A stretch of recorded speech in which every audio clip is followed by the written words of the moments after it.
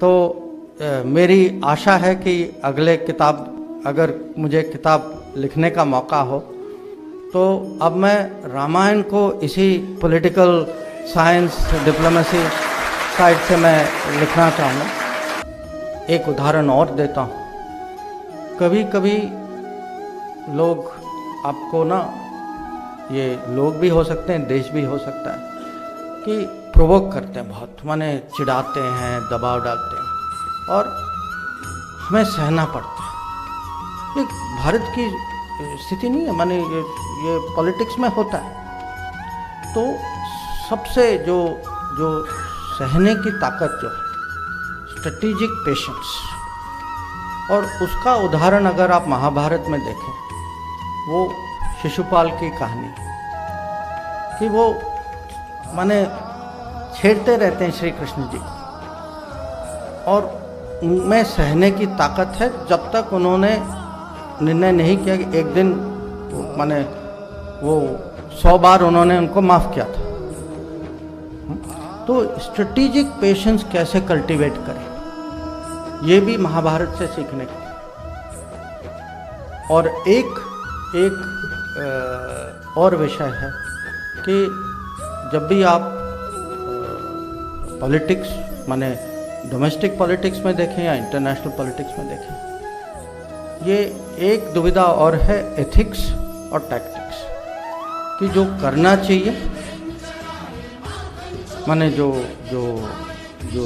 कानून या संस्कृति के हिसाब से करना चाहिए, और जो मजबूरी है। तो ये ज़रूरत भी है, पर कभी कभी इसकी अपनी प्रॉब्लम्स भी हैं। तो ये एथिक्स टैक्टिक्स की जो डुअलिटी जो है, और ये बार बार महाभारत में अलग अलग इसके उदाहरण हैं कि जो बड़े निर्णय जो होते हैं उनकी एथिक्स जो है कभी कभी उसमें क्वेश्चन मार्क आती है। अब जैसे अर्जुन जो हैं वो शिखंडी को आगे करते हैं, क्योंकि उनको पता है कि मेरे भीष्म के मन में है कि शिखंडी जो हैं औरत हैं, उन पे मैं उनका जवाब नहीं दे सकता हूँ, मैं उन पर कुछ वो चलाने के लिए तैयार नहीं।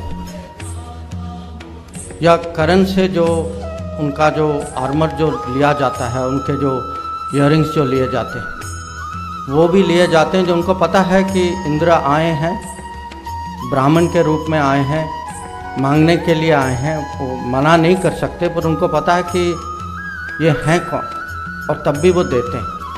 और जो लिया जाता है वो एक किस्म से अन्याय है, पर तब भी किया जाता है। तो ये भी है कि पॉलिटिक्स में कभी कभी, और ख़ासकर जब देश की सुरक्षा या देश के हितों में ये ऐसे सिचुएशंस आते हैं जो बहुत माने ये कठोर निर्णय होते हैं कभी कभी।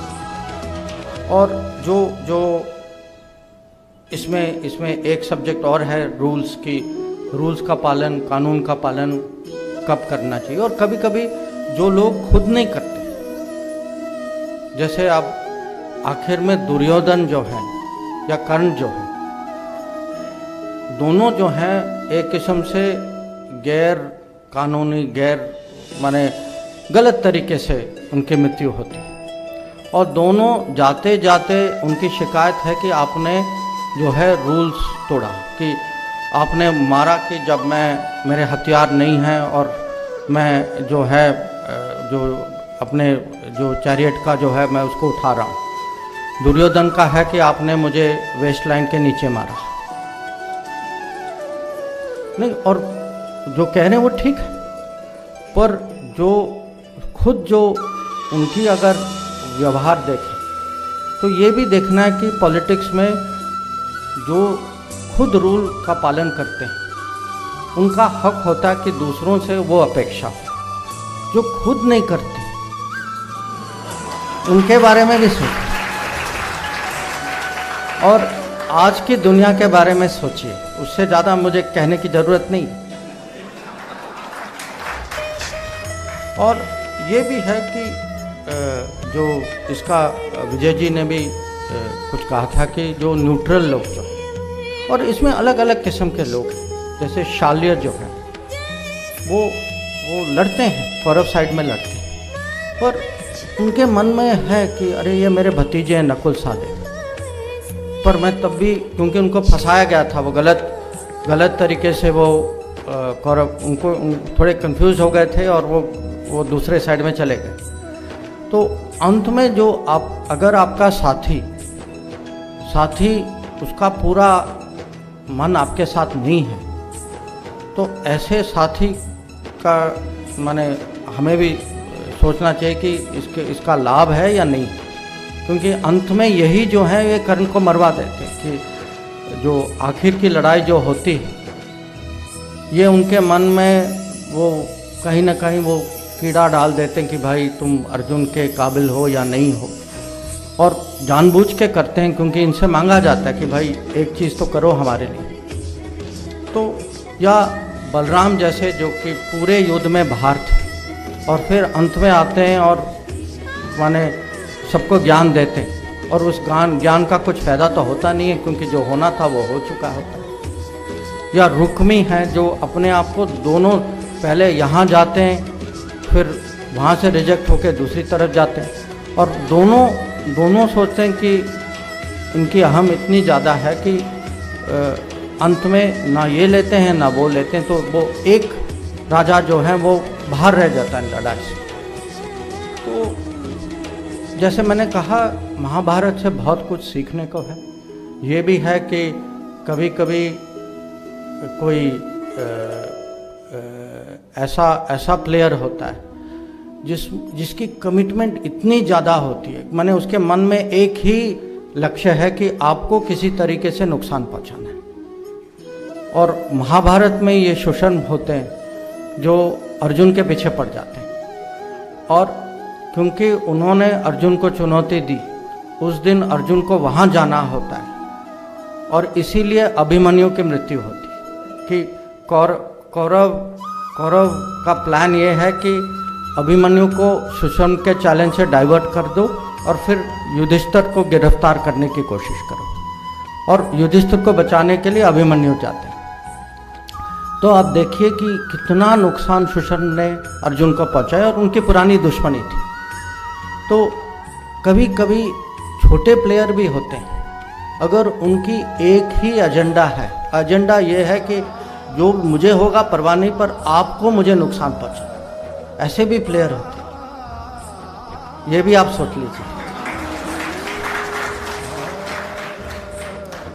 और एक और सबक है महाभारत में, मुझे पता नहीं आपको ये जानकारी है या नहीं।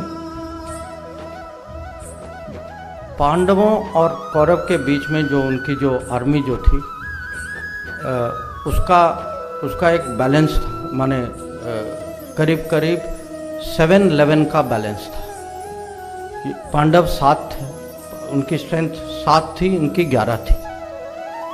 तो आप ये देखिए कि जो छोटे प्लेयर हैं एक किस्म से, जो कमज़ोर साइड है, उन्होंने भी अपने रणनीति के कारण, अपने सोच के कारण, और उनके और भी कुछ गुण थे, उसके कारण ये कहानी ये भी है कि कभी कभी जो